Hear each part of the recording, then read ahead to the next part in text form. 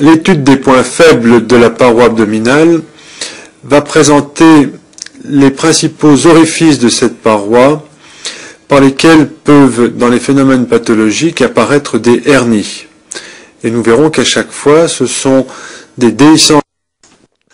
La région ombilicale fait partie des points faibles de la paroi abdominale. C'est-à-dire qu'il s'agit d'une région où les structures musculaires s'écartent, où il ne reste plus que des structures tendineuses. C'est une région qui peut, comme les autres points faibles de la paroi abdominale, lors de phénomènes pathologiques, surtout lors du vieillissement, faciliter l'issue vers l'extérieur du sac péritonéal, avec parfois à l'intérieur de ce sac des viscères. On parle de hernie de la paroi ombilicale. Voici deux dessins qui représentent à gauche une vue antérieure de la région ombilicale et à droite une coupe qui représente la face postérieure de la paroi antérieure de l'abdomen. La région ombilicale est un carrefour entre en haut le ligament rond du foie qui est impair et médian et en dessous trois structures ligamentaires qui sont au centre l'ouraque et de chaque côté les résidus fibreux des artères ombilicales.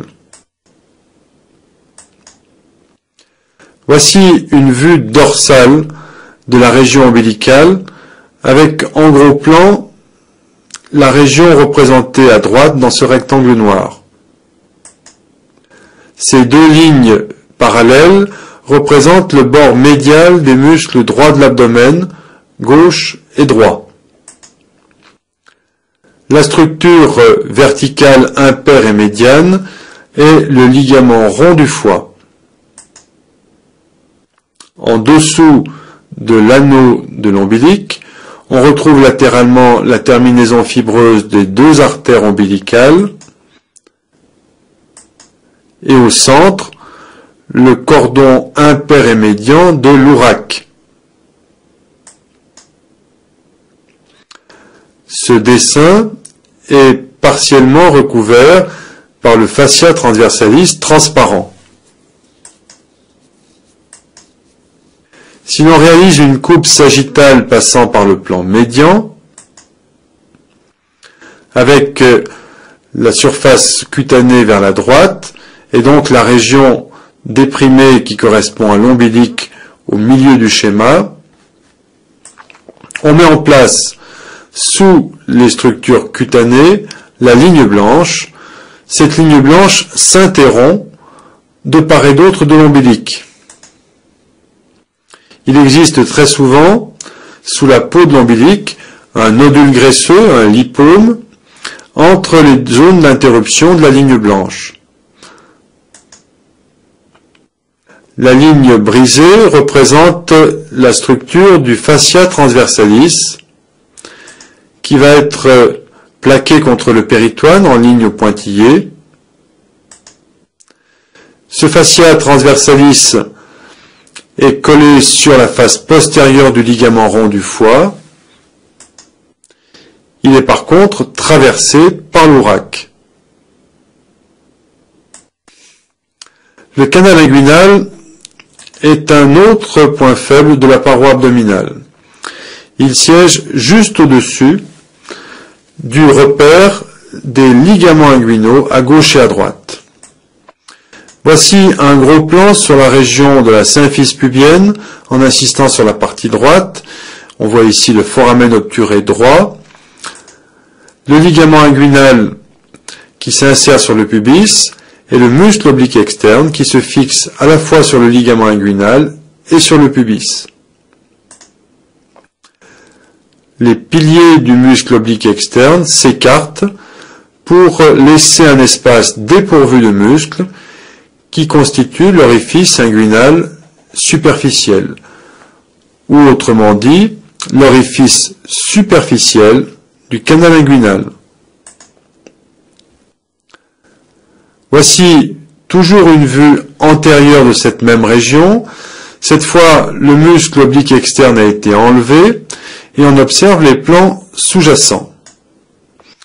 On retrouve le pilier du muscle droit, direct et croisé, et la terminaison du muscle oblique interne qui va former cette arche pour se décoller du ligament inguinal.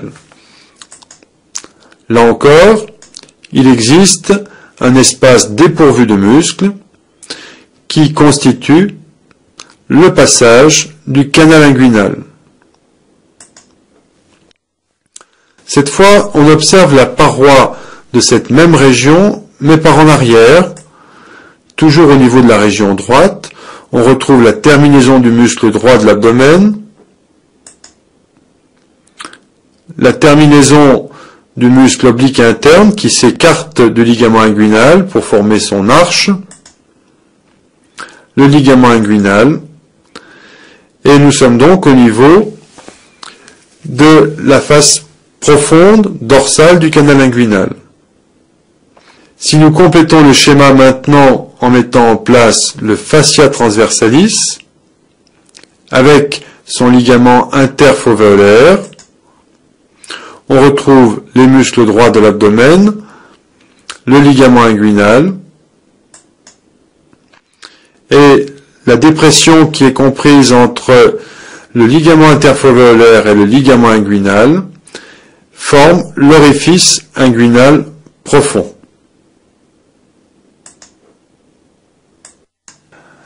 Nous allons maintenant, sur un schéma que nous avons déjà vu dans le chapitre précédent, essayer de résumer la forme du canal inguinal.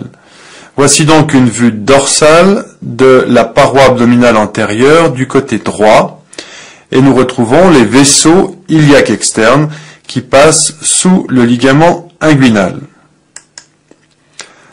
Le canal inguinal est en fait un cylindre déformé avec cette impression de chicane, tout simplement parce que l'orifice du canal inguinal en dedans de la paroi abdominale n'est pas en regard de son orifice extérieur.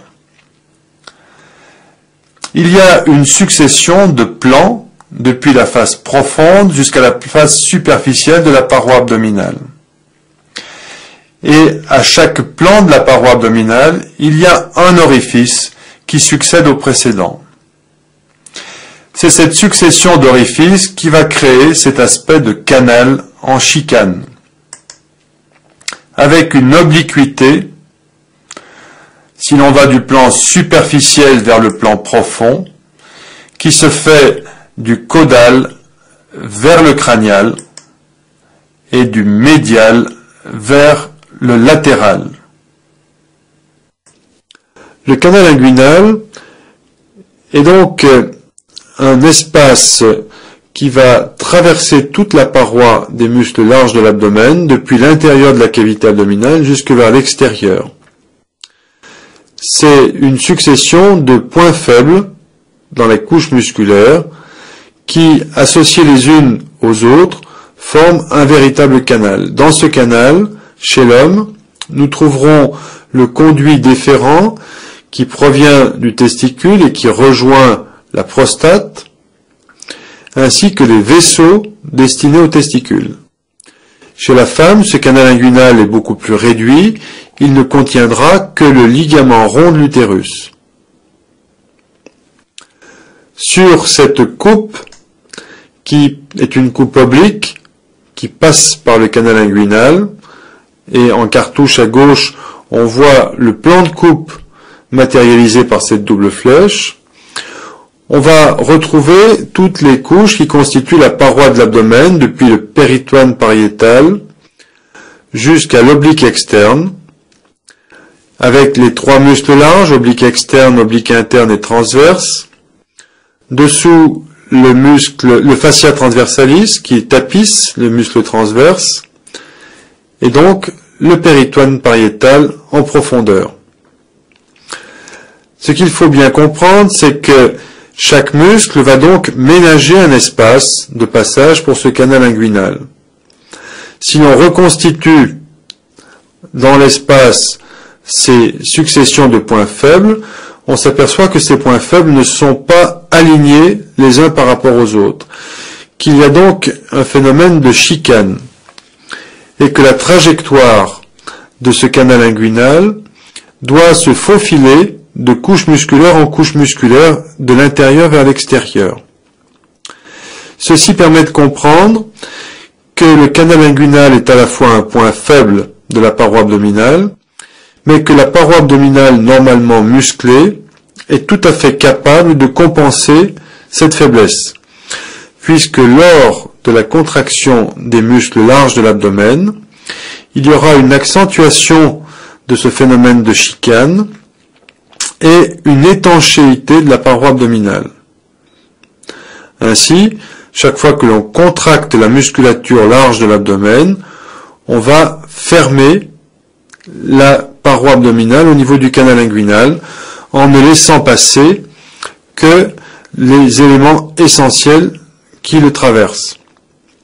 Chaque fois qu'il y aura un relâchement pathologique de cette paroi abdominale, ou un simple vieillissement des tissus, ou une hyperpression chronique à l'intérieur de la cavité abdominale, il y aura un écartement des berges de ce canal et un alignement des orifices les uns derrière les autres, ce qui pourra faciliter le passage d'une hernie de l'intérieur vers l'extérieur.